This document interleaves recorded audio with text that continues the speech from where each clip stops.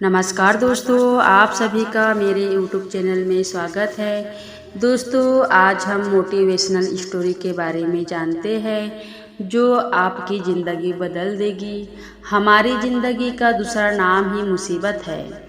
हमारे जीवन में मुसीबतें आती ही रहती है।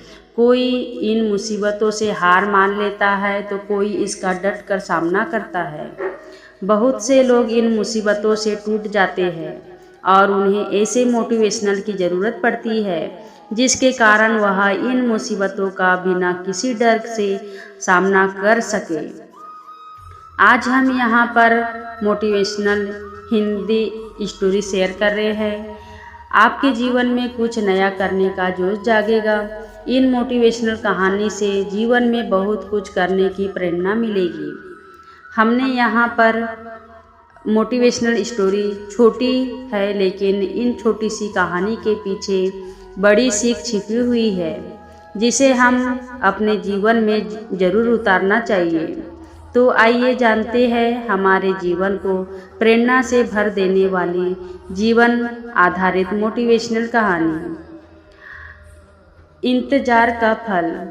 आपने इस मुहावरे को ज़रूर सुना होगा।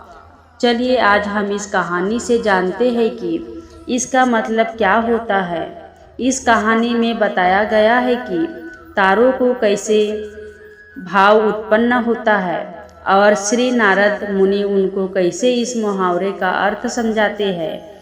यह अत्यधिक सुंदर और प्रेरणादायक कहानी है।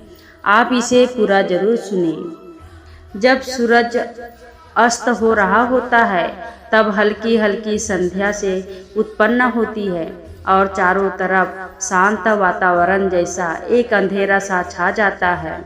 सभी जीव जंतु पशु पक्षी अपने निवास स्थान को जाने लगते हैं और हल्की हल्की हवा चलने लगती है। हम जब आसमान की ओर देखते हैं तो सूर्य अस्त होता रहता है। तभी आसमान में तारे टिमटिमाने लगते हैं। कुछ तारे अत्यधिक चमकीले होते हैं परंतु कुछ कम चमकीले होते हैं। अधिक चमकीले वाले तारों पर हमारी नज़र जल्दी पहुंचती है परंतु कम चमकीले वाले तारों पर हमारी नज़र बहुत कम ही होती है। इसलिए हम उन पर ध्यान नहीं दे पाते और उनकी सुंदरता फीकी पड़ जाती है। परंतु उन सब में से एक ऐसा तारा होता है जो अधिक चमकीला होता है, जिसके आने से पूरा आसमान जगमगा जाता है। वह इतना सुंदर और चमकीला होता है कि उसके जगमगाते ही लोगों के चेहरे पर खुशी आ जाती है। उसे हम स्वास्तिक नक्षत्र के नाम से जानते हैं। अत्यधिक चमकीला और सुंदर होता है जिसके आने से लोग खुश हो जाते हैं। इसलिए बाकी के नक्षत्र स्वास्तिक नक्षत्र से ईर्ष्या करते हैं और अपनी इस ईर्ष्या की कथा को श्री नारद मुनि को बताते हैं। नारद मुनि उन सभी तारों को समझाते हुए कहते हैं कि देखो, जो भी सब्र करता है उनकी कीर्ति संसार में होती है और मुझे प्रतीत होता है कि आप लोगों में धैर्य नहीं है। इसलिए आप लोग संध्या काल में होते ही तुरंत जगमगाने लगते हैं, लेकिन स्वास्तिक नक्षत्र अत्यधिक समय के बाद आसमान में निकट आता है। तभी उसकी प्रतिस्पर्धा इतनी अधिक होती है, तभी सभी लोग के चेहरे पर मुस्कान आती है। इसलिए कहा जाता है कि हमें सब्र करना चाहिए क्योंकि उसका फल मीठा होता है। यदि तुम देर से आसमान में टिमटिमाते होते हो तो तुम्हारा भी महत्व होगा और तुम्हें भी लोग अलग नाम से जानेंगे। नारद मुनि द्वारा समझाई गई बात सभी तारों को समझ में आ गई। सब्र का फल मीठा होता है, यह बात सब जानते हैं और इसे हम लोगों ने महसूस भी किया है। मैं हमेशा अपने कार्यों को पूरा करने के बाद उसके परिणाम के इंतजार में उतावला हो जाता हूँ या फिर अपने आने वाले कार्य को पूरा करने के लिए उतावला हो जाता हूँ, जिससे मेरा आने वाला कार्य बिगड़ जाता है। परंतु मुझे ऐसा नहीं करना चाहिए। मुझे सब्र करना चाहिए उस परिणाम का या उस आने वाली कार्य का जिसमें मैं उस कार्य को अच्छे से समाप्त करूं और उसका परिणाम भी अच्छा हो। हम जानते हैं जल्दी में लगाया हुआ निशाना हमेशा अपने गोल से बाहर जाता है। हमें धैर्यपूर्वक उस निशाने को भेजना चाहिए, तभी हमें जीवन में सफलता मिलेगी। हमें किसी भी कार्य को धैर्यपूर्वक करना चाहिए, तभी सफलता के दरवाजे खुलते हैं। धैर्य ही ऐसा शस्त्र है जो निकट परिस्थितियों में मनुष्य के मस्तिष्क का संतुलन बनाए रख सकता है और उसको आगे आने वाली चुनौतियों को से निपटने के लिए नए मार्ग को बदला जा सकता है। बड़े बड़े महात्मा और पुरुषों के द्वारा भी बताया गया है कि हमें भी किसी कार्य में सफलता पाना है तो उसे चिंता मुक्त होकर करना चाहिए और सब्र रखना चाहिए। परिणाम की सफलता अवश्य मिलेगी। Time motivational story. हमारी जिंदगी छोटे छोटे समय के भागों में बटी हुई है।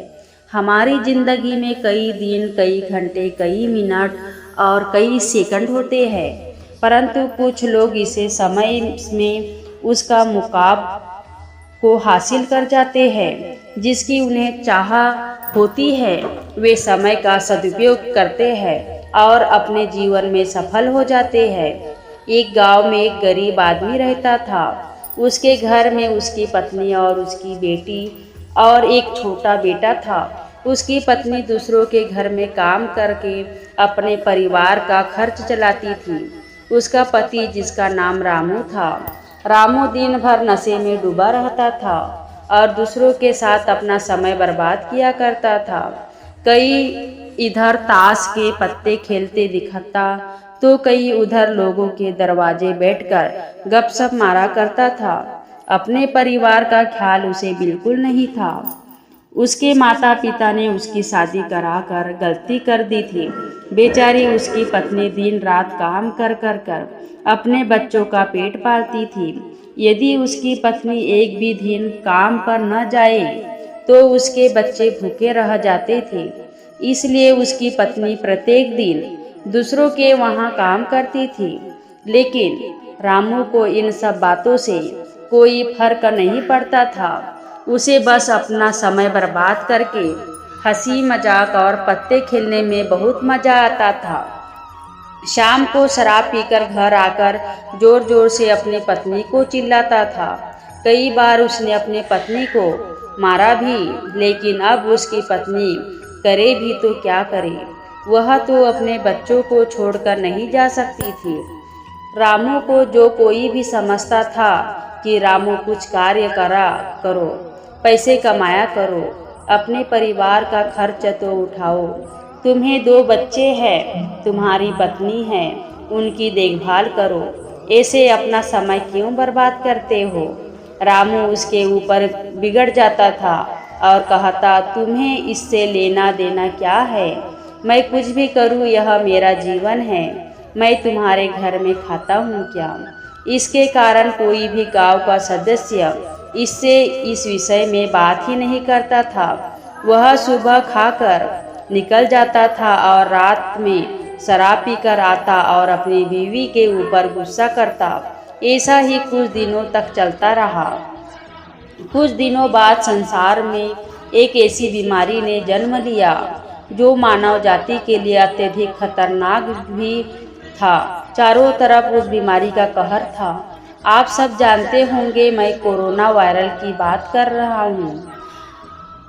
रही हूँ। जब सरकार द्वारा लॉकडाउन लगा दिया गया था, तब चारों तरफ लोगों का एक दूसरे के वहाँ आना जाना बंद हो गया था।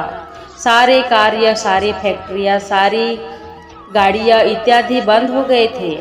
अब रामू का परिवार भूखा मरने लगा था, क्योंकि उसकी पत्नी जो रोज कमाने जाती थी, वह अब किसी के घर इसी कारण नहीं जा पाती थी कि कहीं इस बीमारी की वजह से मैं न हो जाऊं। लोग उसे अब काम पर बुलाना बंद कर दिए थे। उसके परिवार में अनाज का एक दाना भी नहीं था, न उसके घर में कुछ पैसे थे। अब वह क्या करता। उसका छोटा बेटा भी बीमार हो गया था। उसके बच्चे की तबीयत ज़्यादा खराब हो गई थी। अब रामू को समझ में आया कि अपने परिवार को ध्यान देना चाहिए। उसने बच्चे को अस्पताल ले जाने का सोचा, परंतु उसके पास पैसे नहीं थे। उसने गांव वाले से पैसे मांगने गया। गांव वाले ने कहा, पहले कहने पर तो हम लोगों की ही जली कटी सुना देते थे, अब इस लॉकडाउन में हमारे पास कहाँ से पैसे आएगा।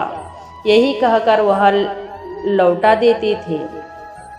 रामू अत्यधिक परेशान था। अब करे तो क्या करे। वह चाहकर भी कुछ नहीं कर सकता था। एक पूरा दिन बीत गया। उसके बेटे की तबीयत और भी ज़्यादा खराब हो गई।